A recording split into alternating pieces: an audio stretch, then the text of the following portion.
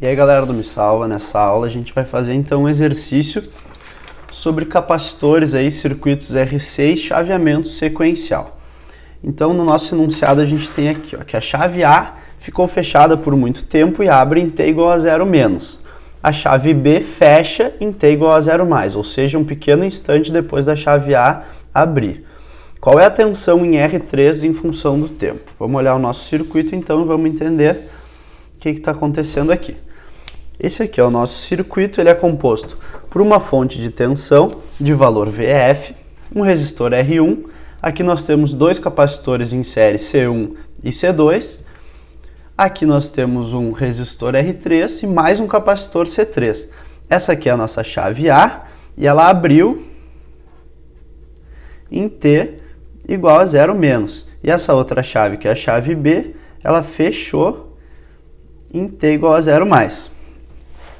O que acontece então antes dessas chaves abrirem? A gente tinha essa chave aberta, então esse circuito aqui para a direita não vai influenciar em nada. Então a gente fica com esse circuito aqui que ficou com a chave fechada por muito tempo. O que aconteceu? Essa fonte de tensão forneceu uma corrente que passou por esse resistor, se dividiu entre os dois capacitores e aí carregou esses dois capacitores. No final das contas, a tensão nesses dois capacitores era igual à tensão dessa fonte, portanto não tinha mais corrente aqui em R1, nem corrente em C1, nem corrente em C2, e o sistema ficou em regime permanente. Quando a gente abre essa chave aqui, a gente tem uma tensão nesses dois capacitores, então.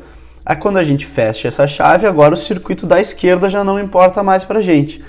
E agora o que vai acontecer? Esses dois capacitores vão ter uma tensão inicial e esse não. Eles vão descarregar em cima desse R3 e começar a carregar esse capacitor C3 aqui. No momento que a tensão em C3 for igual à tensão nesses dois capacitores aqui, não vai haver mais corrente em R3 e não vai haver mais tensão nele também. Então vamos botar isso matematicamente e vamos ver o que está acontecendo. Primeiro vamos olhar só para esse circuito aqui da nossa esquerda. Tu vê que esses dois capacitores aqui estão ligados em paralelo, então a gente vai fazer a associação deles.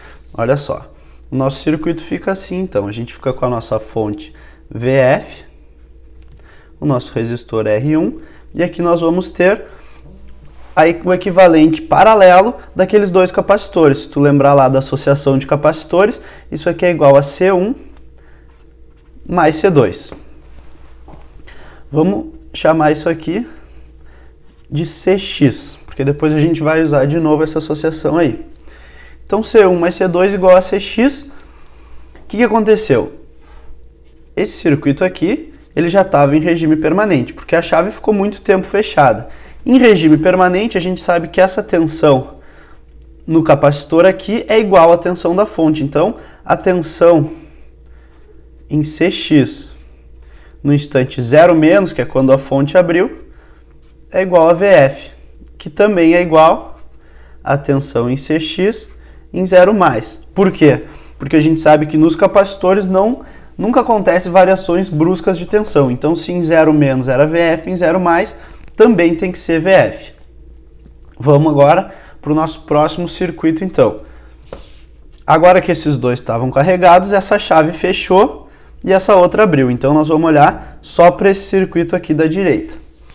O que acontece, então? A gente ficou aqui com o CX, aqui a gente tem o C3 e aqui o R3.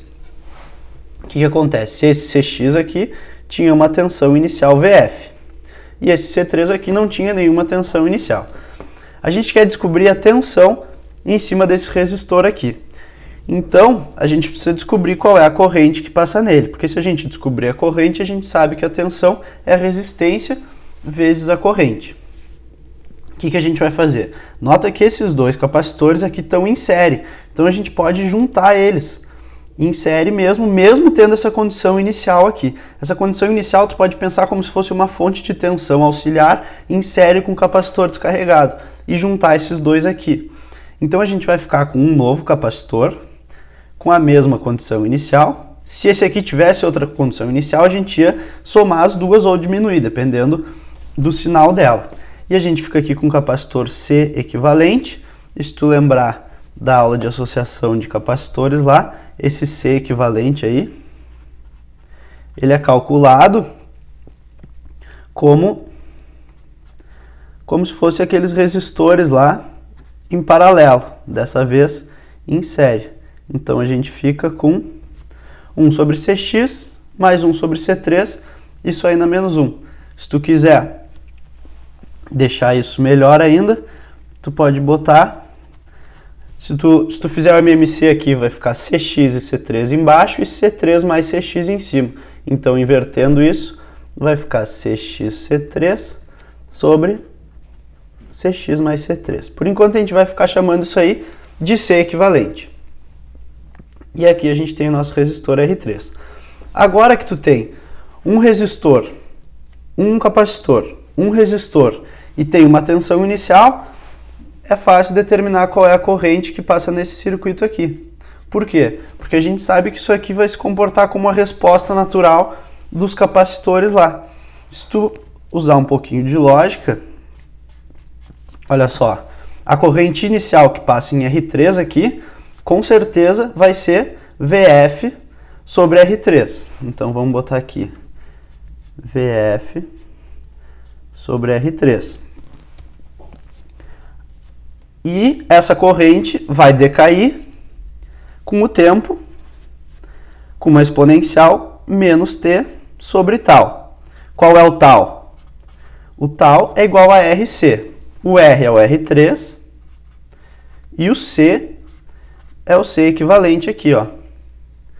Então a gente achou uma função da corrente em função do tempo aqui. Agora, se a gente quiser descobrir a tensão em R3, fica fácil, a gente só faz que a tensão no resistor é igual ao próprio resistor vezes a corrente que passa nele.